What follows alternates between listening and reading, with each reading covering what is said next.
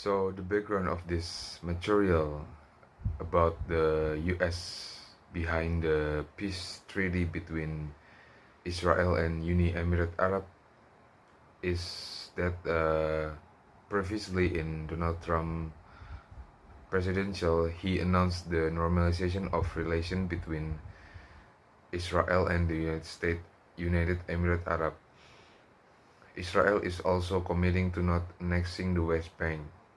The agreement will shock those who thought the portion of the Jared Kushner portfolio devoted to peace in Middle East consisted of a single briefing folder filled with printouts of Wikipedia articles, but there were signs that this agreement was coming and that the Trump administration would be uniquely suited to making it happen.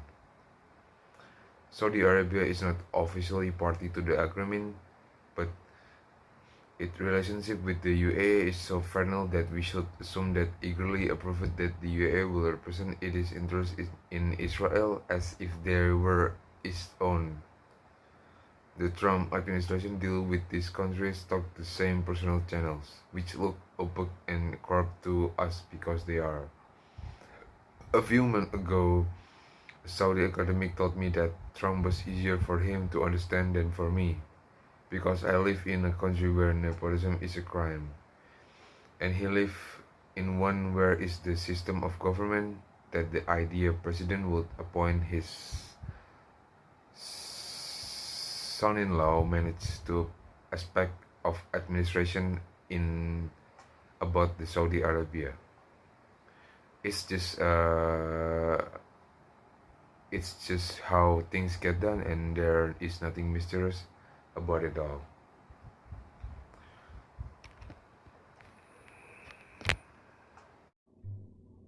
Assalamualaikum guys. Today I will talk to you about what is United States role in Israel and United Arab Emirates peace deal. Okay, so the United States role here is as the broker of the deal. As it mentioned that the deal is brokered by President Trump himself. According to the White House, President Donald Trump on that time has worked with the parties to identify the shared interests and opportunities.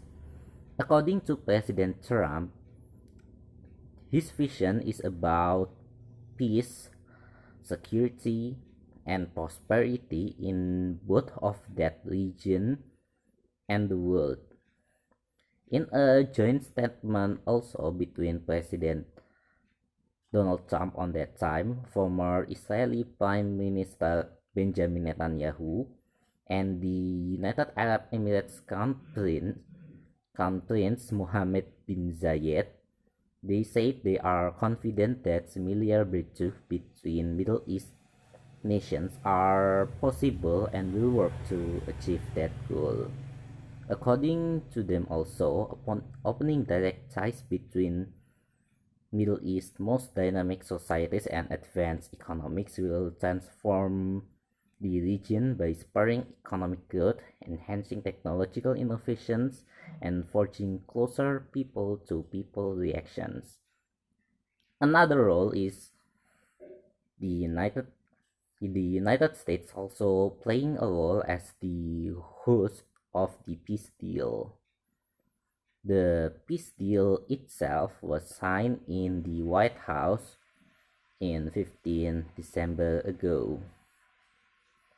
According to former Israeli Prime Minister Benjamin Netanyahu, he said that he is proud to start it in Washington DC on the President Donald Trump invitation for taking part in this historic ceremony in the White House for peace treaty between Israel and United Arab Emirates.